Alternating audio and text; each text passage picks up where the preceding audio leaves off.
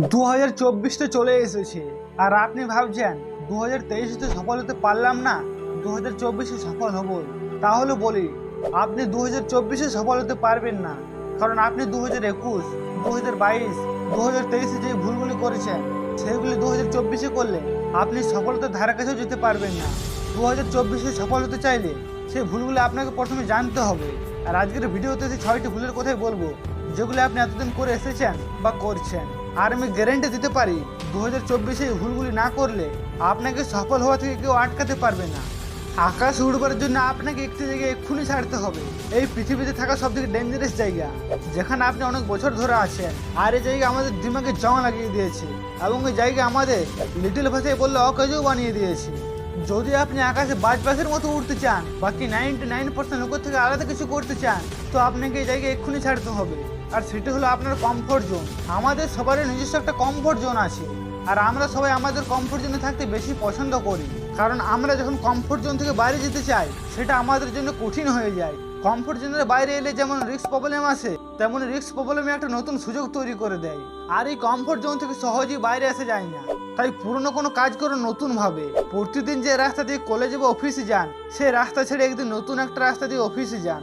আপনি সকালে উঠে যদি ডান হাতে ব্রাশ করেন, তাহলে একদিন বাম হাতে ব্রাশ করুন। Number 2, problems. আপনি এটা কখনো ভাববেন না যে কোনো চমৎকার হবে আর আপনার সব সমস্যা দূর হয়ে যাবে।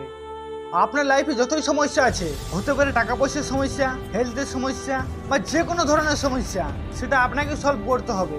কোনো চমৎকার এসে সলভ করবে না। আপনার যে সমস্যা সেটা নিজেকে বুঝতে হবে যে অ্যাকচুয়ালি সমস্যাটা কি, আর সেটা বোঝার পর দেখতে হবে যে এই সমস্যার সমাধান কি, আর তারপর সমাধানে ফোকাস করে সেই সমস্যাকে সলভ করতে হবে। যদি সমস্যা আসে সেটা পার্ট অফ লাইফ, কিন্তু সেটা থেকে জিতে বেরোনো art of life. Number 3, decision choose.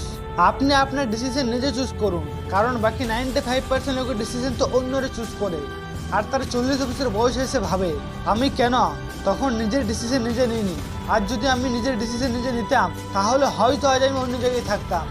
বন্ধুরা, আপনারা যে কোনো সাকসেসফুল অথবা হাইলি সাকসেসফুল মানুষের এক্সাম্পল উঠিয়ে দেখুন। তারা তাদের ডিসিশন নিজে নিয়েছে। তাদের কেউ বলেনি যে তুই এটা কর, তুই ওটা কর, তুই এটা করলে মিলিনিয়ার হয়ে যাবি, তুই ওটা করলে বিলিনিয়ার হয়ে যাবি। কেউ বলেনি। তারা তাদের কেরিয়ার নিজে চুজ করেছে, আর এই তারা নিজের নিজের ফিল্ডে বেস্ট।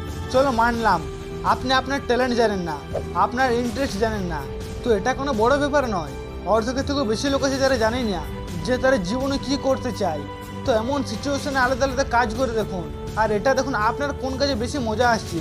রেজাল্ট না, সবসময় কাজে মজা আসছে কিনা সেটা দেখুন। হতে পারে সেটা আপনার ট্যালেন্ট, সেটা আপনার ইন্টারেস্ট, সেটা আপনার প্যাশন, আর সেই ফিল্ডে আপনি বড় কিছু করতে পারেন। Number 4, family background. আপনি যদি কিছু আলাদা করতে চান, কিছু বড় লেভেলের কাজ করতে চান, তো আপনি এই ভুল ধারণা থেকে বেরিয়ে আসুন যে জীবনে বড় কিছু করতে হলে ধনী পরিবারে জন্ম নেওয়া উচিত। কারণ হাজার এমন এক্সাম্পল আছে যারা গরিব পরিবারে জন্ম নিয়ে বিশাল কিছু করে দেখিয়েছে। ধীরুভাই আম্বানি কিছু নেই থেকে সব কিছু বানিয়ে দিয়েছে। Shahrukh Khan without any background আজ বলিউডের বাদশা। আপনার যদি জেদ থাকে তাহলে কোনো কিছুর দরকার নেই, শুধু আপনি থাকলে যথেষ্ট। যারা সফল হয়েছে তারা সবাই জিরো থেকে শুরু করেছিল, আর আজ আপনি জিরো। তো ঈশ্বরকে থ্যাংক ইউ জানান, কারণ আপনার পাওয়ার অনেক কিছু আছে, হারাবার কিছু নেই।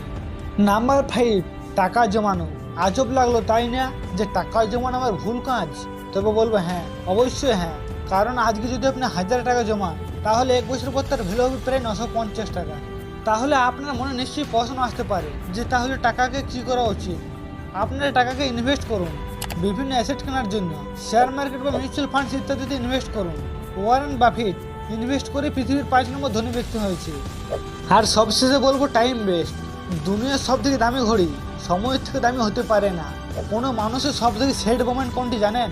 যখন সময় পার হয়ে যাওয়ার পর তার মনে হয় যদি আমি সেই সময় কাজটি করতাম। আজ আপনার যতই বয়স হবে না কেন, যদি আপনার কাছে সময়ের বুদ্ধি দুটোই আছে, তো আপনি সময়ের মামলার সব থেকে লাকি মানুষ। কারণ যখন সময় থাকে তখন বুদ্ধি থাকে না, আর যখন বুদ্ধি আছে তখন সময় পেরিয়ে যায়। বন্ধুরা, একটা জিনিস মনে রাখবেন, আপনি যত বেশি সময় নষ্ট করবেন আপনি তত বেশি পস্তাবেন। সময় নিয়ম সিম্পলে সবার জন্য সমান। এই সময় ইলন মাস্কের জন্য যেমন চলে, একটি ভিখারির জন্য তেমনই চলে।